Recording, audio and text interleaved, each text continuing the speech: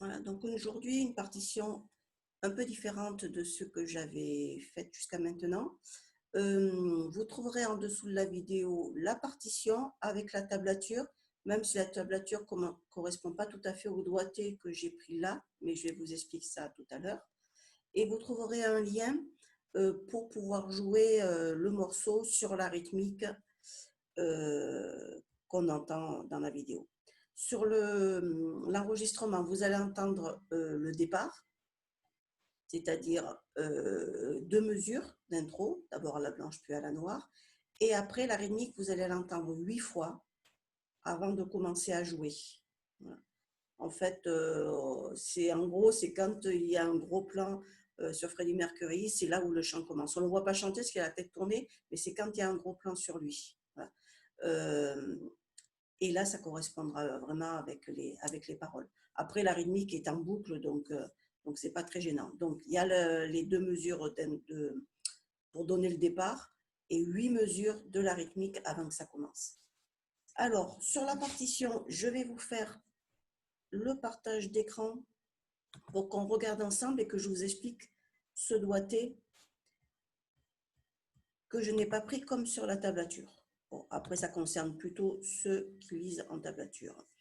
Donc, pour jouer le début, alors dans les notes, il n'y a vraiment rien de difficile. J'ai cherché justement une partition, je voulais un peu pour ceux qui connaissaient un peu moins de notes, et voilà. Donc, ce qui m'a inspiré aussi, c'est un petit peu le morceau qu'on avait écouté avec le groupe de FM de deuxième, troisième année. Voilà, du coup, je suis partie là-dessus. Dans les notes, c'est pas difficile. Alors, sur le début, il y avait toute une série de Ré et de Mi. On va pouvoir prendre le Ré à l'endroit habituel, Ré, deuxième corde de troisième case. Le Mi, on peut le prendre corde à vide, bien sûr.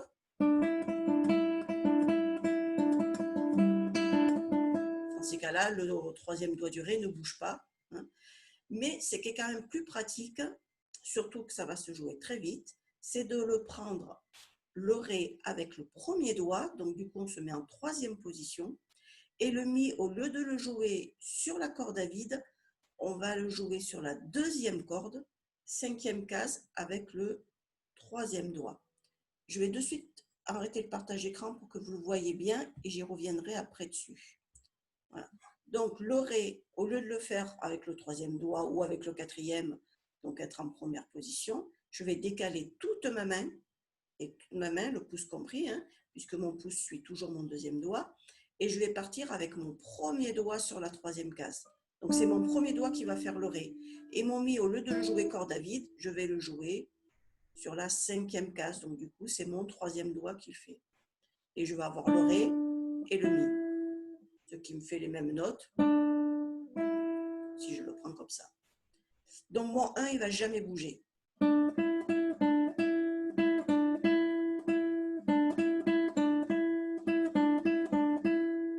Et il ne bouge pas. C'est juste mon 3 qui va faire ça. C'est pareil d'ailleurs si je choisis l'option de prendre le Mi corde à vide.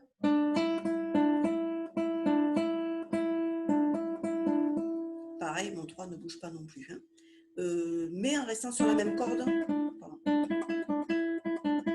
ça me permet d'aller beaucoup plus vite parce que ma main droite fait son alternance sur la même corde que si elle doit changer de corde.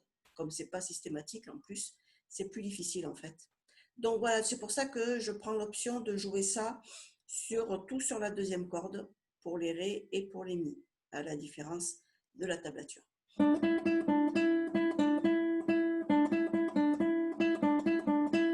Et là, hop, je descends d'une corde, j'ai mon La du coup, avec mon troisième doigt sur la cinquième corde. Donc j'arrive sur mon Mi, j'ai qu'à descendre mon doigt d'une corde.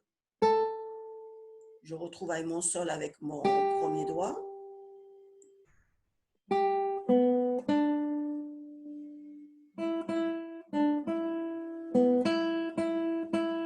Et là, je vais remonter en première position pour pouvoir faire le La et le Mi, puisque là, je vais avoir besoin de ma deuxième case. Si je suis en troisième position, je ne les ai pas. Et je pourrais les faire en décalant encore, mais ça me fait décaler encore plus. Donc, je prends l'option, après mon soupir, de revenir en première position. Et je reste en première. Avec la reprise de la fin. Donc, je reviens sur le partage d'écran pour vous montrer où ça se trouve sur cette partition.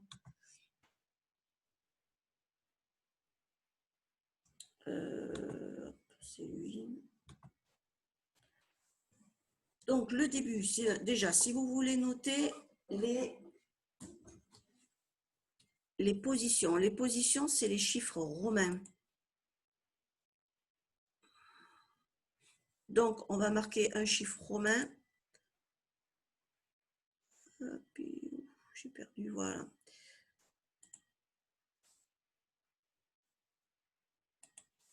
Donc, on va marquer 3 en chiffre romain. Il a pris.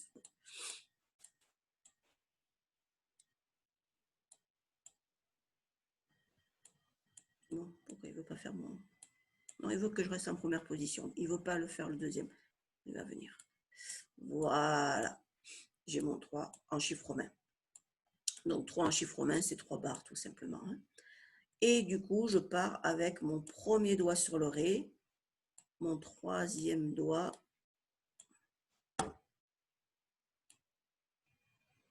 Hop, voilà. Mon 3 est un peu bizarre, mais c'est un 3. Mon troisième doigt reste sur la deuxième corde et fera le Mi. Donc, tout ça, ça va être sur la deuxième corde. Donc, ici, en fait, ce 0, il n'y est plus. Là, il faudrait que je mette un 5. Voilà, ça correspond à ça. Et celui-là, 0, n'y est plus. Voilà, donc ça, c'est toute la partition. Et ici, j'ai plus que c'est là où je passe mon troisième doigt de ma deuxième corde à ma première corde.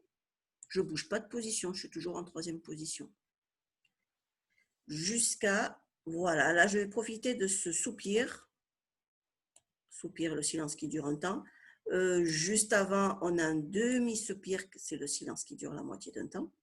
Donc là, silence d'un temps, du coup, j'ai le temps de me remettre en première position, donc un chiffre romain.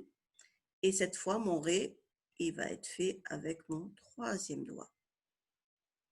Après, je retrouve mes notes à l'endroit habituel, avec les doigts habituels, et je peux rester en première position jusqu'au bout. Attention, mon Fa dièse. Fa bécard, Fa naturel, première case, donc Fa dièse, même corde. C'est un 2 que j'avais fait.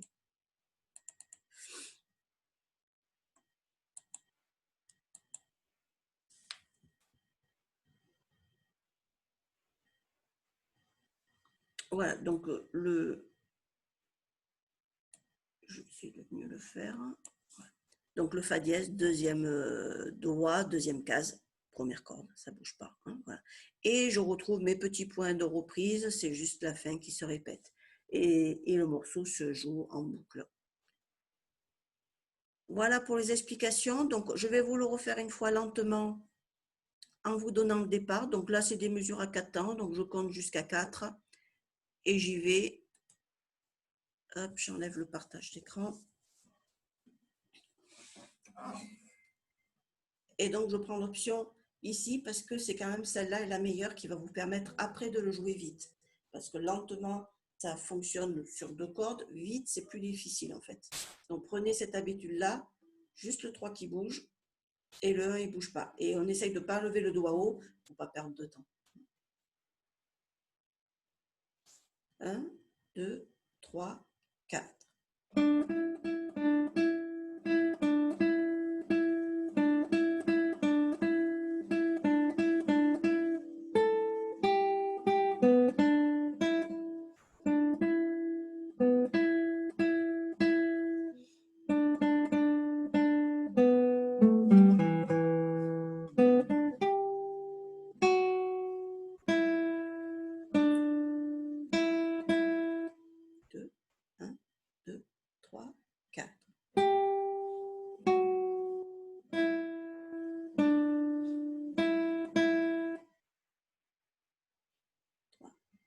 et ça reprend.